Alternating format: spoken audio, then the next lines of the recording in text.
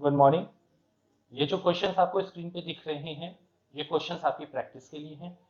इन questions को आप अच्छे से स्टडी करिए, आप अच्छे से सॉल्व करने की कोशिश करिए और इनका आंसर लगा के मुझे कमेंट बॉक्स में दीजिए।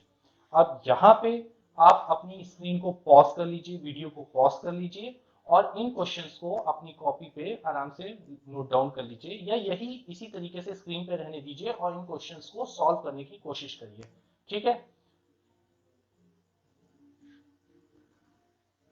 अब आपने जो भी क्वेश्चंस को सॉल्व किया होगा, जैसे भी होगा, आप यहाँ से मिला सकते हैं। आप अगर कहीं पे आपको डाउट है, कहीं पे भी आप फंस गए हैं, आपने एक बार कोशिश की है और अब इस कोशिश में आपने एकदम पूरा सही आया है, आंसर मैच कर सकते हैं। अगर आप किसी क्वेश्चन को सॉल्व करने में फंस रहे थे तो कहाँ फंस रहे थे, क्यों फंस रहे थे, क्या डाउट था, वो अब इस वीडियो से आप क्लियर कर लीजिएगा। ठीक है।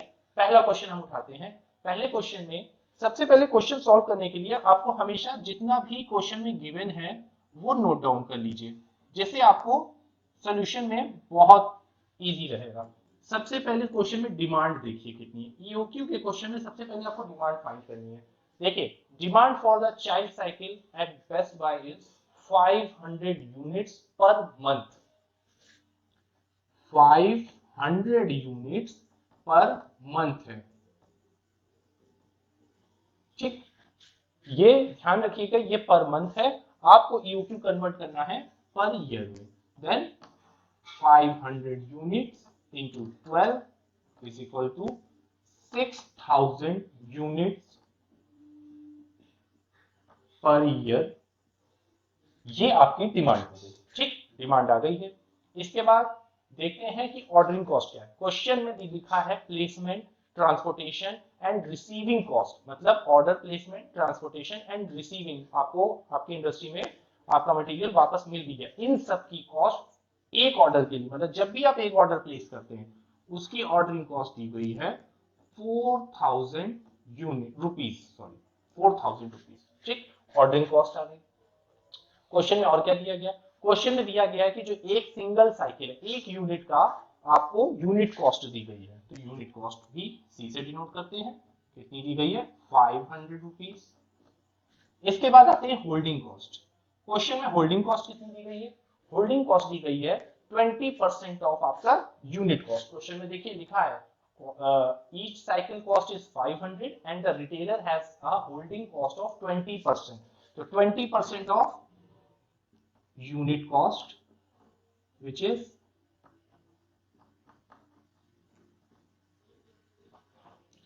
100 rupees. ठीक, अब आपको क्वेश्चन में पूछा क्या गया है? Evaluate the number of unit that the store manager. आपको इवेल्युएट करनी है नंबर ऑफ यूनिट जो स्टोर मैनेजर सिंगल ऑर्डर में मंगाए, अपने स्टोर में एक बार में वो ऑर्डर करे, जिससे उसकी कॉस्ट फुल पूरे साल की मिनिमम लगे।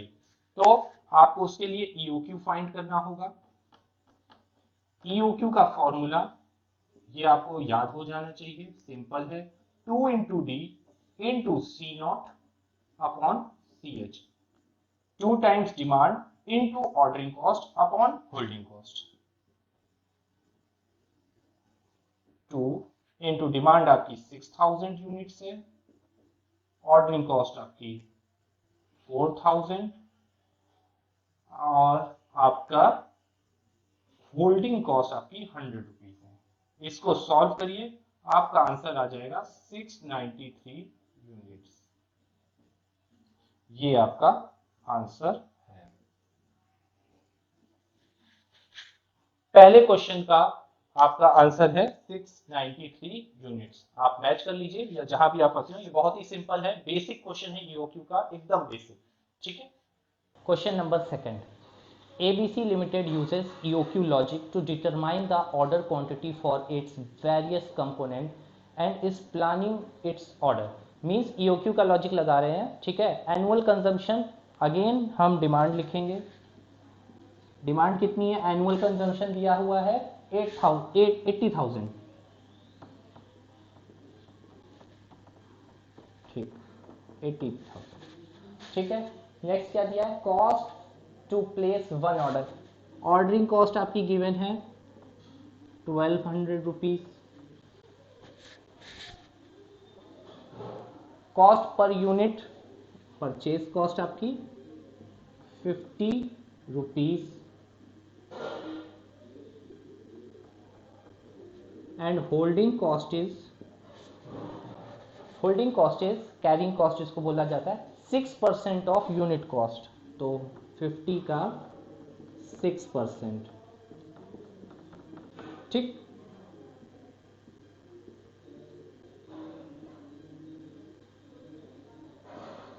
₹3, ठीक है। ये आपका होल्डिंग कॉस्ट आ गया है। चलिए अब क्वेश्चन में देखते हैं क्या क्या है। पहला, फाइंड EOQ। फर्स्ट हमें EOQ फाइंड करना है।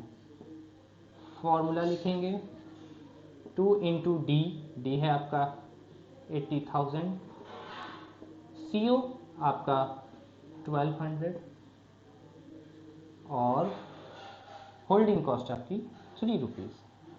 इसको सॉल्व करिए। इसको सॉल्व करेंगे आपका EOQ आ जाएगा 8000 यूनिट्स। ये आ गया आपका EOQ। नेक्स्ट है आपका, आपको निकालना है number of order per year. एक साल में कितने ऑर्डर प्लेस करेंगे, एक साल में आप कितने ऑर्डर प्लेस करेंगे, ठीक। Second, number of order per year. देखिए इसको कैसे निकालना है।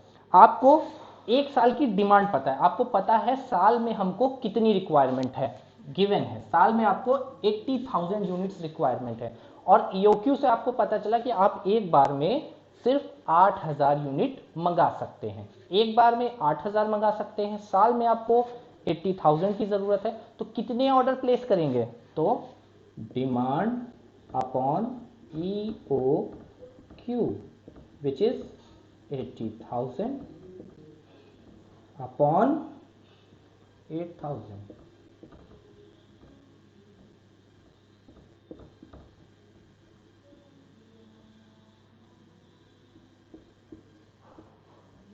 टेन ऑर्डर्स, ठीक। ये आपका ऑर्डर आ गया, नंबर ऑफ ऑर्डर, ठीक। नोट हो गया होगा आपका, मैच कर लीजिए अपने सॉल्यूशन से।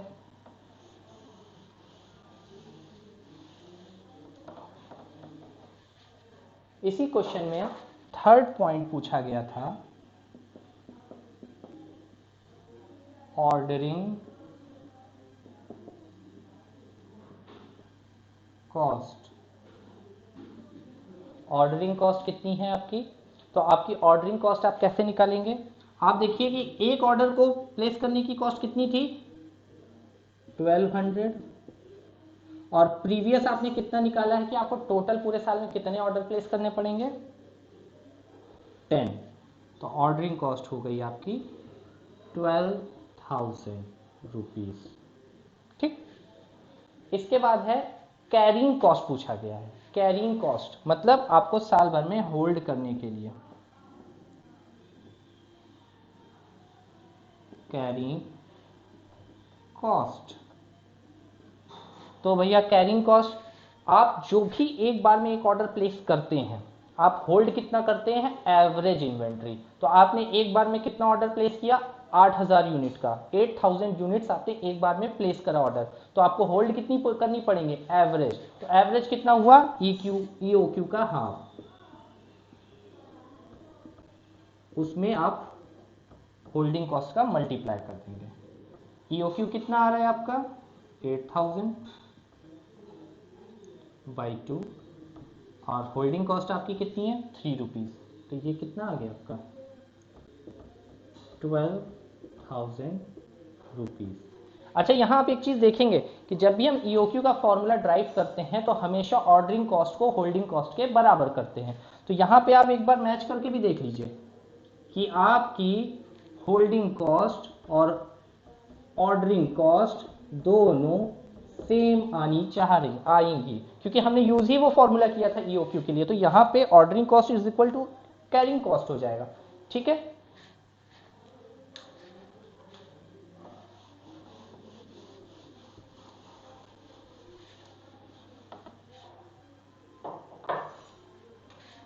Last total inventory cost. जो टोटल इन्वेंटरी कॉस्ट होती है वो वेरिएबल कॉस्ट होती है, तो इसको निकालने के लिए फॉर्मूला क्या होता है, total inventory cost is equal to ordering cost plus carrying cost होता है, जो कि कितना हो जाएगा, 12,000 आपका ऑर्डरिंग कॉस्ट निकली थी, 12,000 आपकी कैरिंग कॉस्ट निकली थी, टोटल हो गया 24,000 रुपीज आपका आंसर आ जाएगा। ठीक है, यहाँ पे क्वेश्चन सेकंड खत्म होता है। सब सिंपल एक दूसरे से रिलेटेड हैं, आप बस क्वेश्चन पढ़िए, फॉर्मूले में पुट करते जाइए, डायरेक्टली आंसर निकल आएगा। सेकंड क्वेश्चन आपका एक कंपैरिजन पे, आपको दो सिचुएशन दी गई हैं, आपको उस सिचुएशन में से बेस्ट सिचुएशन को आपको एक्सेप्ट करना है, आपको बेस्ट सिचुएशन फाइंड करनी है कि कौन सी सिचुएशन में आपका फायदा हो रहा है। तो सिचुएशन ये है, पहले हम क्वेश्चन को पढ़ेंगे और उसके बारे में जितना भी गिवन है वो लिखेंगे। तो क्वेश्चन दिया हुआ है, पहली situation, between two alternate order plans for its inventory of a certain item something। हाँ, आपकी डिमांड है, हम ये मानते हैं ये फर्स्ट कंडीशन के लिए है, ये सेकंड कंडीशन के लिए। डिमांड पहले के लिए क्या है, 1000 यूनिट्स, ठीक है, 1000 यूनिट्स। आप हमेशा ध्यान रखेंगे कि ये कैसे पूछा गया है, पर ईयर, हमेशा पर ईयर करना नेसेसरी है। ठीक है, फिर सेकंड क्या है कि आपका फर्स्ट में ऑर्डरिंग कॉस्ट CO इज 40 पर order and holding cost CH is 100 rupees per unit per annum, मतलब 100 रुपीज पर यूनिट पर ईयर, ये गिवन है। अच्छा, सेकंड में क्या चीज है, सेकंड में डिमांड सेम है, डिमांड सेम रखेंगे,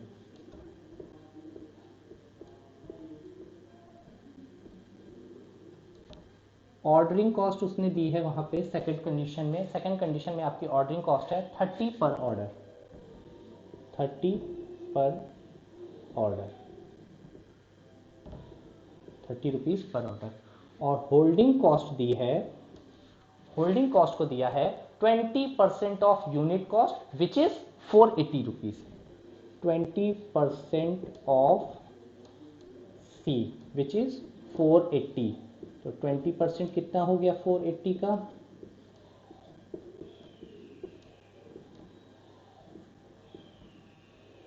96 रुपीज। ठीक है, ये आपको दो सिचुएशन दी गई हैं, आपको अब यहां से EOQ निकालना है और उस EOQ से फिर आप एक बार आपकी इन्वेंट्री कॉस्ट को निकालेंगे।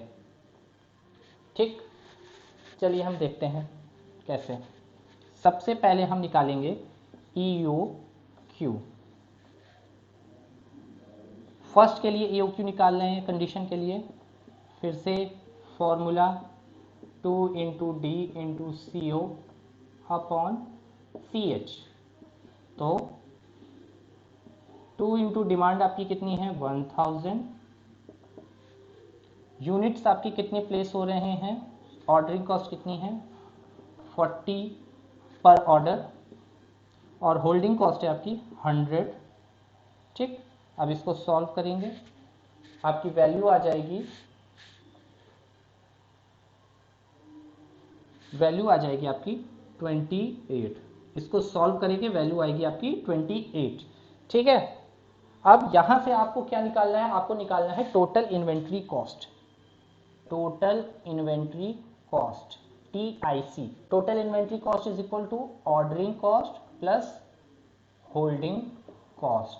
ऑर्डरिंग कॉस्ट कैसे आएगी, 1000 पूरे साल में मंगाने हैं, एक बार में आप 28 ऑर्डर कर रहे हैं, तो कितने ऑर्डर हुए, इनका रेशियो आ जाएगा, नंबर ऑफ ऑर्डर आ जाएंगे, उसमें आप ऑर्डरिंग कॉस्ट का मल्टीप्लाई कर देंगे, plus holding cost.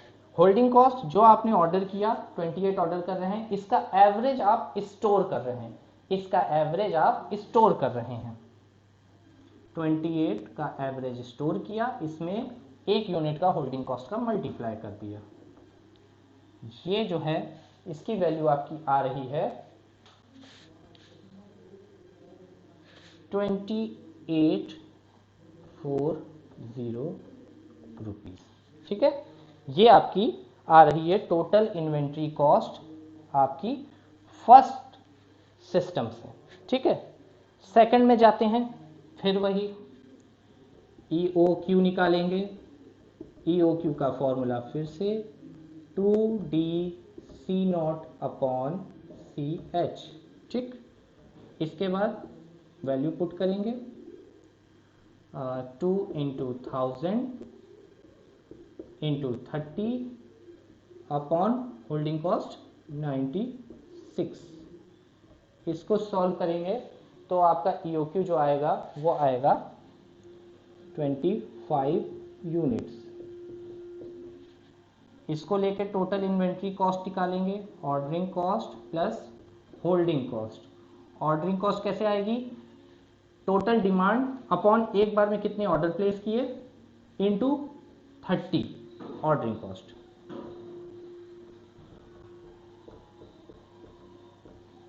Plus holding cost कैसे निकलेंगे? आपने कितनी इन्वेंट्री को होल्ड किया, average of EOQ। Average of EOQ 25/2 into holding cost कितनी है 96, 1 यूनिट की, तो मल्टीप्लाई कर दिया। तो इससे जो वैल्यू आ रही है सॉल्व करके वो आ रही है 2400 रुपीज। ठीक है, TIC2, ये TIC1। अब आप यहां से कंपेयर कर लीजिए कि आपके लिए कौन सा प्लान बेस्ट है।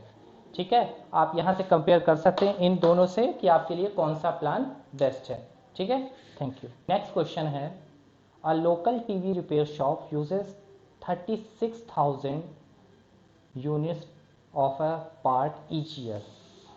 It costs ₹20 to place and receive an order. The shop orders in lot of 400 units. It costs ₹4 to carry 1 unit per year of inventory. ठीक है, क्वेश्चन में देखिए सबसे पहले आप फिर से गिवन निकालेंगे। डिमांड कितनी दी है पर ईयर की 36,000 units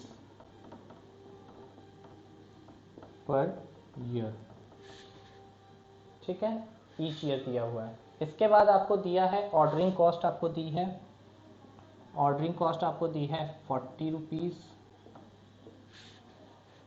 sorry 20 rupees. Ordering cost आपको दी है 20 रुपीज। होल्डिंग कॉस्ट आपको दी है 4 रुपीज। ठीक है, पर ईयर। और होल्डिंग कॉस्ट दी है 4 रुपीज पर ईयर पर ऑर्डर। ठीक, साथ ही साथ क्वेश्चन में दिया है कि वो जो शॉप वाला है वो 400 यूनिट्स को एक बार में ऑर्डर कर रहा है, मतलब उन्होंने क्यू दे दिया क्वांटिटी ऑर्डर को 400 यूनिट्स वो ऑर्डर प्लेस कर रहा है। ठीक है, और साथ ही साथ दिया है डेली कंजम्पशन। उसका जो डेली कंजम्पशन है वो है 100 यूनिट्स। एक दिन का कंजम्पशन जो बता रहा है कि वो 100 यूनिट्स कंजम्पशन करता है पर डे। ठीक, इस पे अभी थोड़ा फोकस हम बाद में करेंगे, अभी शुरू करते हैं क्वेश्चन। तो क्वेश्चन में सबसे पहले पूछा है calculate the total annual ordering cost. तो अभी हम EOQ की बात नहीं करेंगे क्योंकि हमें बताया जा रहा है क्वेश्चन में कि जो शॉप वाला है वो 400 यूनिट्स का ऑर्डर प्लेस करता है, एक बार में 400 यूनिट्स वो ऑर्डर प्लेस करता है। तो पहला जो पूछा गया है आपका total annual ordering cost, total order cost. तो देखिए टोटल ऑर्डर कॉस्ट कैसे निकलेगा। सबसे पहले तो वो कितना मंगाता है, D मंगाता है, एक बार में कितना ऑर्डर कर रहा है, Q कर रहा है। इससे आपके आ जाएंगे नंबर ऑफ ऑर्डर, और उसमें एक ऑर्डर की कॉस्ट जो है वो मल्टीप्लाई कर दीजिए। तो फिर से निकालेंगे 36,000 कितना एक बार में ऑर्डर कर रहा है 400 यूनिट्स और एक ऑर्डर की कॉस्ट है 20 रुपीज। सॉल्व कर देंगे 90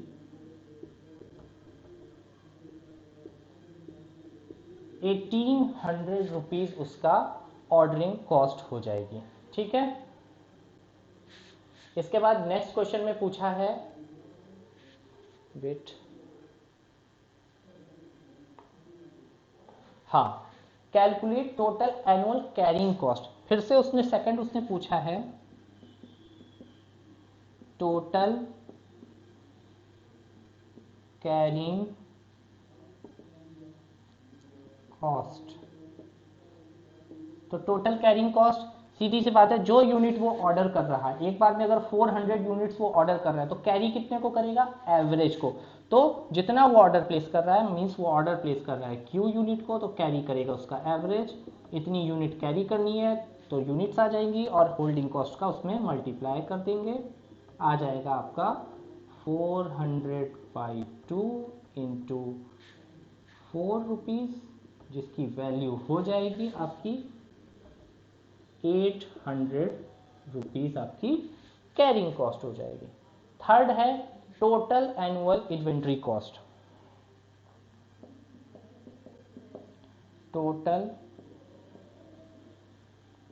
इन्वेंट्री कॉस्ट वो कैसे आएगा, ordering cost plus holding cost या carrying cost. Holding ordering cost कितनी है 1800 प्लस होल्डिंग कॉस्ट कितनी है 800, टोटल 2600 रुपीज़ आ जाएगा। ठीक, ये आ गया आपका। फोर्थ है, अब वो बोल रहा है कि एक बार आप कैलकुलेट करिए इकोनॉमिक ऑर्डर क्वांटिटी, क्योंकि ये जो था ये वो अपने मन से मंगा रहा था कि हम एक बार में 400 यूनिट्स मंगा देते हैं। अब जरा आप अपने जो फॉर्मूला है, जो आपको टेक्निक दी गई है इकोनॉमिक ऑर्डर क्वांटिटी वाली, उससे जरा कैलकुलेट करके देखते हैं। तो फोर्थ है, मैं इसको रब कर देता हूँ, रहने दीजिए। अच्छा, फोर्थ है वो कह रहा है EOQ भी फाइंड करके दिखा दीजिए। तो हमें पता है EOQ का फॉर्मूला क्या होता है, 2 into demand into CO upon CH। तो जरा देखिए, हमें हर चीज़ तो पता ही है, ऐसी कोई चीज़ पता ही नहीं जो नहीं पता हो। डिमांड आपकी 36,000, ऑर्डरिंग कॉस्ट 20 और होल्डिंग कॉस्ट आपकी 4। इसको सॉल्व करिए तब आपकी वैल्यू आ जाएगी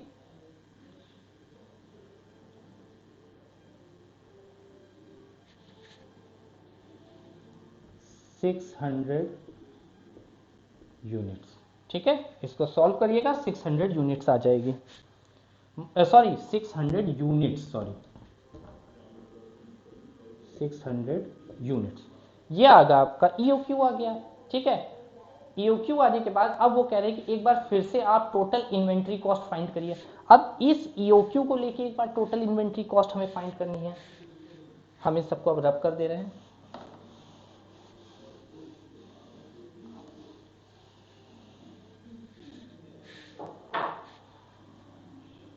क्वेश्चन इसमें जो पांचवा पार्ट पूछा गया है वो पूछा गया है total inventory cost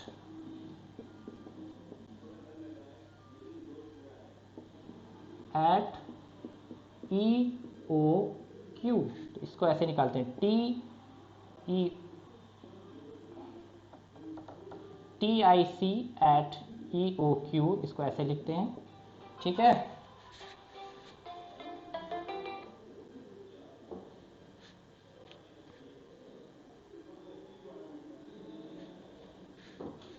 TIC eight EOQ। Then उसके बाद निकालते हैं ordering cost plus holding cost. ठीक, यहाँ पे ऑर्डरिंग कॉस्ट कितनी हो जाएगी, डिमांड तो आपकी सेम रहेगी D। अब ऑर्डर कितना हो जाएगा, ऑर्डर अब आप EOQ के हिसाब से ऑर्डर कर रहे हैं और ऑर्डरिंग कॉस्ट का मल्टीप्लाई करेंगे। यहाँ पे होल्डिंग कॉस्ट कितनी हो जाएगी, EOQ को ही तो आप ऑर्डर कर रहे हैं तो उसी को तो आपको होल्ड करना होगा, तो एवरेज EOQ को होल्ड किया, CH से मल्टीप्लाई कर दिया। ठीक है, अब यहाँ पे आपको क्वेश्चन में ये पता है कि कितनी यूनिट्स EOQ थी, तो सॉल्व करिए। डिमांड आपकी 36,000, EOQ आपका 600 इंटू ऑर्डरिंग कॉस्ट आपकी 20 रुपीज़ प्लस EOQ 600, होल्ड करेंगे हाफ को, ऑर्डरिंग कॉस्ट आपकी 4। ठीक,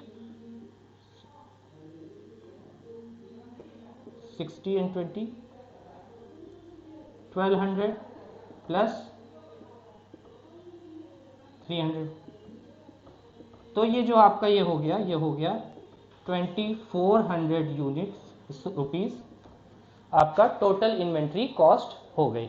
ठीक है, ये चीज आपकी हो गई total inventory cost at EOQ निकल गए। अब 6 पार्ट है, how much save using EOQ, EOQ के हेल्प से आप कितना सेव कर ले रहे हैं, तो 6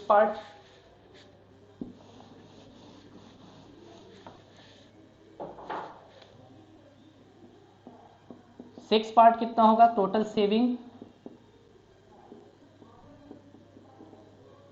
सेविंग आपकी पहले कितना था आपका 2600, अब कितना है 2400, टोटल सेविंग 200 रुपीज। ठीक है, एंड नेक्स्ट है जो सबसे इंपॉर्टेंट मैंने बोला था लास्ट में आपको समझाएंगे, वो बोल रहा है compute the ordering point assuming the lead time is 3 days.